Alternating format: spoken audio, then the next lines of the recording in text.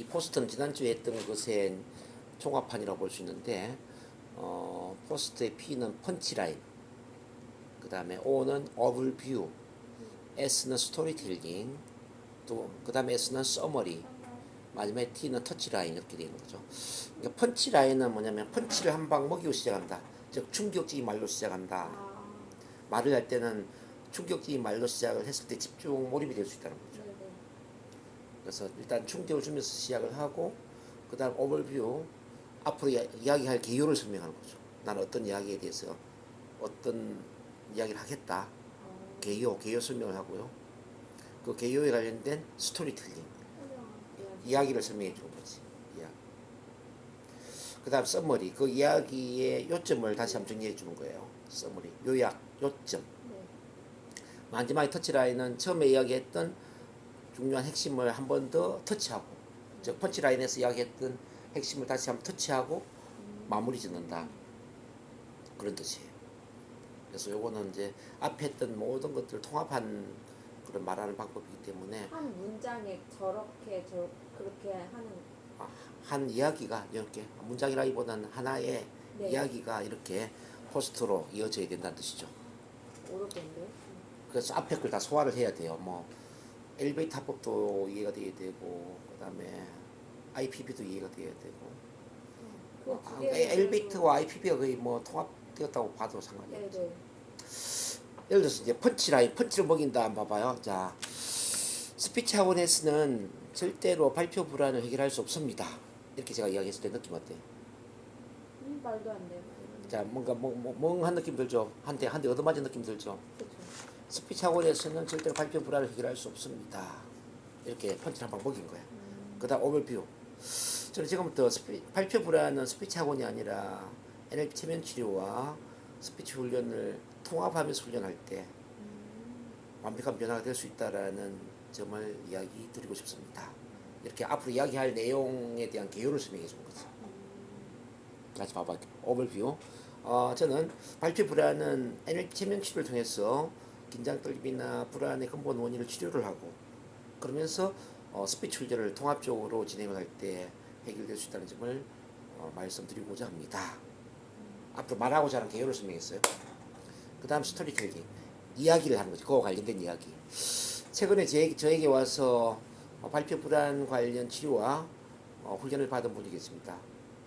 이분은 29살 때 교회에서 대표 기도를 올리다가 너무 숨이 막히고 그러면서 얼굴이 빨개지고 가슴이 두근거리면서 대표 기도를 창피스럽게 끝마쳤던 적이 있습니다. 그 이후로 사람들 앞에 말을 하려고 하면 말이 잘 안 나오고 발표가 안 되고 두려움을 느끼면서 이 발표 불안 현상으로 15년을 고생했다고 합니다. 근데 저한테 NLP 체면 치료를 통해서 두세 번 치료를 받고, 그리고 우리 참만남 치유 스피치라는 편안한 분위기 속에서 스피치 훈련을 하는 프로그램이 있는데, 그 프로그램에서 스피치 훈련을 같이 통합적으로 진행을 하면서 거의 한 달 만에 발표 불안을 완전히 해결하게 되었습니다. 그래서 지금은 사람들 앞에 발표를 하건 강의를 하건 또 사회 진행을 하건 어떤 스피치를 하든지 간에 편안하게 말을 잘 하고 있다라고 합니다. 이렇게 제가 스토리텔링을 했어요. 그 다음 서머리, 이제 그 이야기의 요점을 이야기하는 거죠. 제 이야기 요점은 이 발표 불안은 언어적인 문제라기보다는 심리적인 문제이기 때문에 스피치 학원에서 훈련만 한다고 해결되는 게 아닙니다.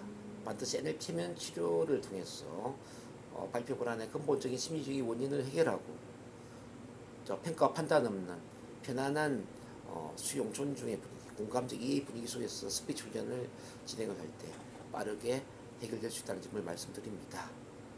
이렇게 이제 서머리를 했어요. 마지막에 터치라인. 이제 다시 한번 처음에 터치라인에서 강조했던 걸 반복해 주는 거죠. 따라서 발표 불안은 절대로 스피치 학원에서 훈련한다고 해결되는 게 아닙니다. 한 번 더 터치를 했죠. 그리고 프로모션 했죠. 자, 발표 불안은 NLP 체면 치료와 스피치 훈련을 통합적으로 진행할 때 해결될 수 있기 때문에 정동문 교수가 진행하는 NLP 체면 치료 및 참만남 치유 스피치에 참가해 보는 건 어떨까 추천을 해 드리고 싶습니다. 이렇게 이야기를 했어요. 느낌 어때요? 뭔가 이게 끌려요. 아 스피치 말 잘하려면은 스피치를 다녀야 되는데 그게 아니고 심리랑 이렇게 병행해서 해야 된다는 거. 그렇죠. 뭔가 그렇게 해야 되겠구나 그런 느낌이 들죠. 충격을 한번 먹었기 때문에 그 다음 말이 쏙 귀에 들어오는 거죠. 예. 자, 충격을 먹인다라는 건 집중하게 만든다는 거거든요. 자, 예를 들어서 다이어트 관련 이야기를 한번 해볼게요. 네.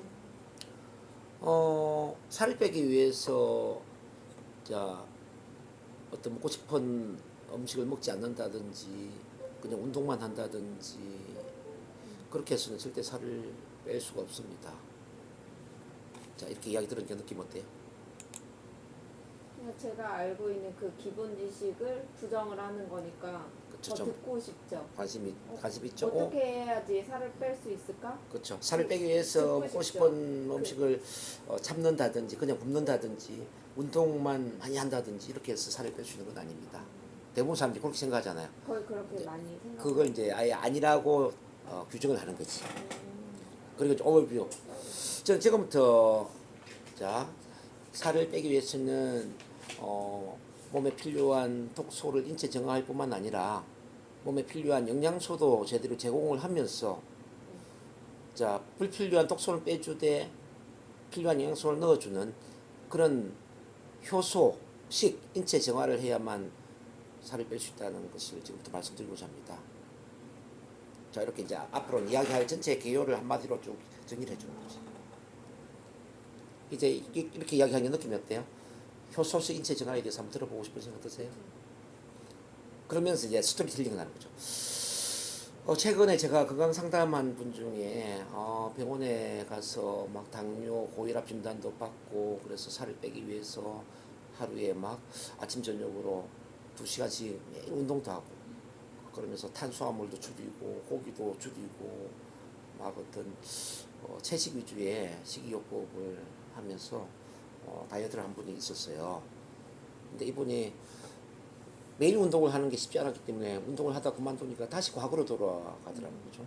그리고 이제 고기를 안 먹고 탄수화물 섭취를 안 먹는 것도 한두 번이지 계속 안 먹을 수가 없기 때문에 또 안 먹다가 또 먹게 되니까 또 살이 2배 이상 찌게 되면서 다이어트에 악순환을 하게 되었다는 거예요.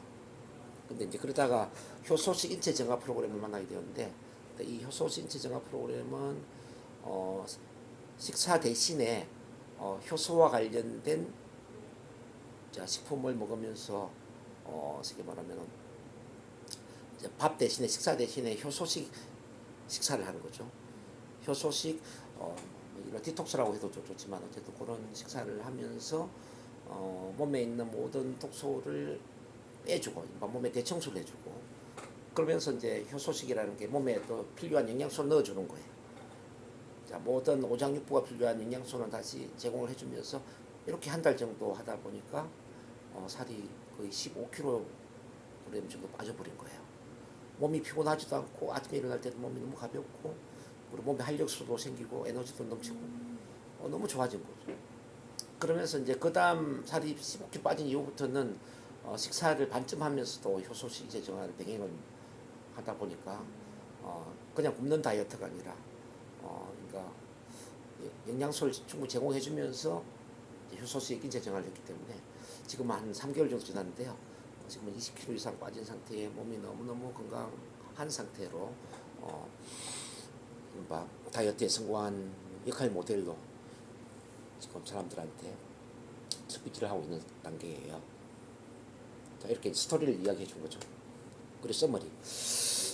제 이야기의 요점은 그냥 마냥 굶는다든지 만약 탄수화물이나 고기를 줄인다든지 만약 운동만 많이 한다든지 이렇게 해서는 살을 뺄 수가 없다는 뜻입니다. 불필요한 독소를 어떻게 빼줄 것인가를 고민을 해야 되고요. 또 몸에 필요한 영양소를 어떻게 제공해 줄 것인가. 이렇게 인체 정화, 효소식 인체 정화를 활용해 본다면은 큰 도움이 될 수 있다는 점을 말씀을 드립니다. 그래서 살은 덤으로 빠지는 것이 살 빼는 걸 1차적 목표로 삼으면 안 된다는 거. 그래서 우리 집안에 대청소를 하는 것처럼 몸에 대청소를 한다는 기분으로 다이어트를 한다면은 어떨까라는 생각을 해봅니다. 이렇게 선물을 해주고요. 마지막 터치타임. 따라서 단지 탄수화물 줄이거나 뭐 고기를 안 먹거나 운동만 열심히 하거나 그렇게 해서는 살이 빠질 수 없다라는 점을 다시 한번 말씀드립니다.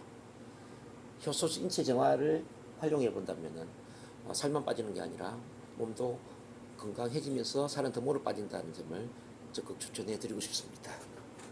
이렇게 이야기를 한 거예요. 좀 느낌 어때요?